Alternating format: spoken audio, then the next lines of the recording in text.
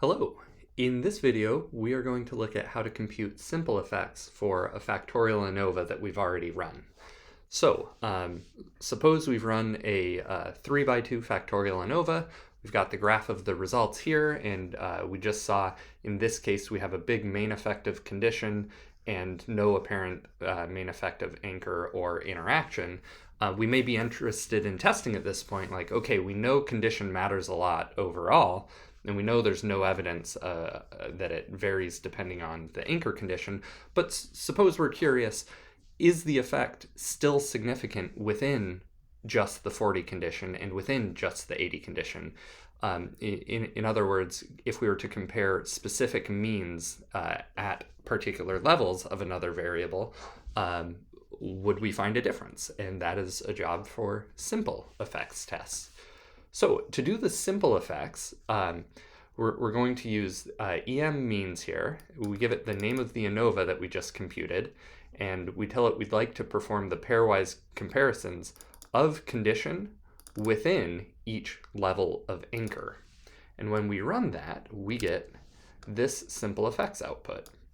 So first, we get contrasts between each of the three inclusion status conditions, the condition variable, within the 40 group. We have those three tests here, and then we get the same three tests within just the 80 group. So to interpret this, we know that for the 40 group, we're looking at the left panel on the graph here, and this is telling us the difference between the control and the inclusion condition, our red and our green bars here, is not statistically significant. We have our t ratio and our p-value for that, and there's no evidence of a difference between just these two cells in our design. However, staying just within the 40 group here, we can see that control versus phubbing is strongly statistically significant. So that would be the red bar versus the blue bar. They look pretty different, and the output here is confirming for us, yes, that is typically what you'd consider a significant difference.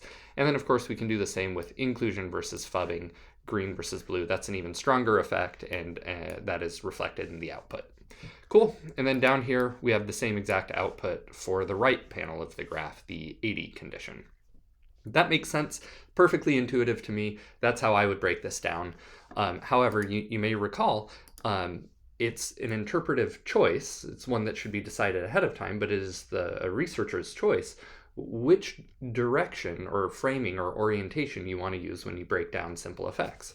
So what if I'm really interested in the effect of anchor, and I want to know at each level of the condition variable, is there an effect of anchor? Is 40 versus 80 different between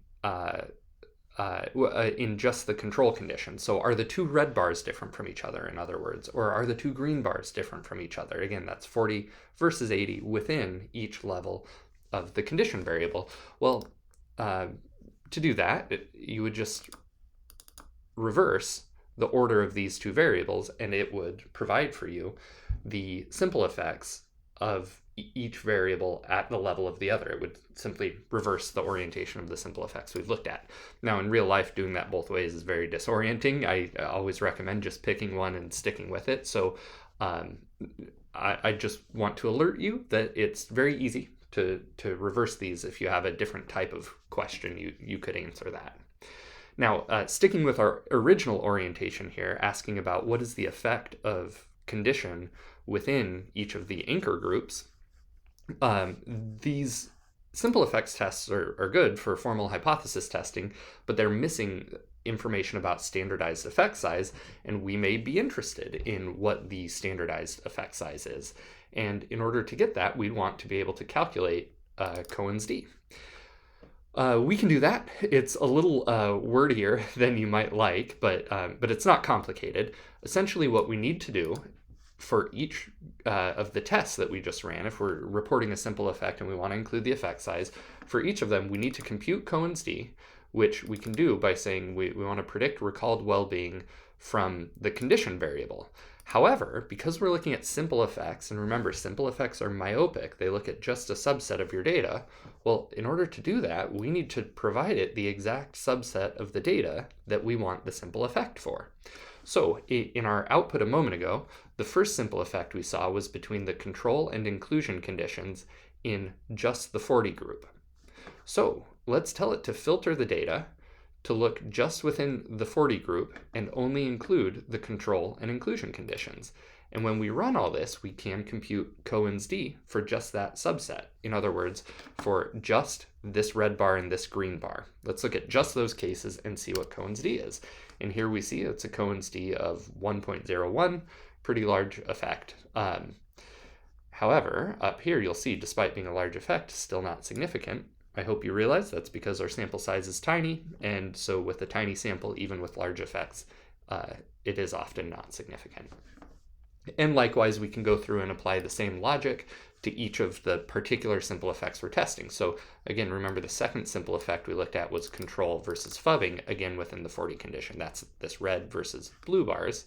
And when we appropriately subset the data to just look at those two conditions, we find that that Cohen's d is a whopping 1.96.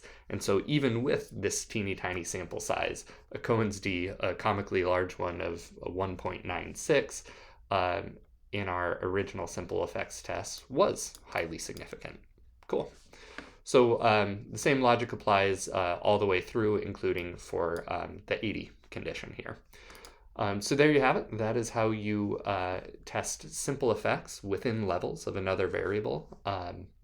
Next video, we will look at how to perform a power analysis for a factorial ANOVA.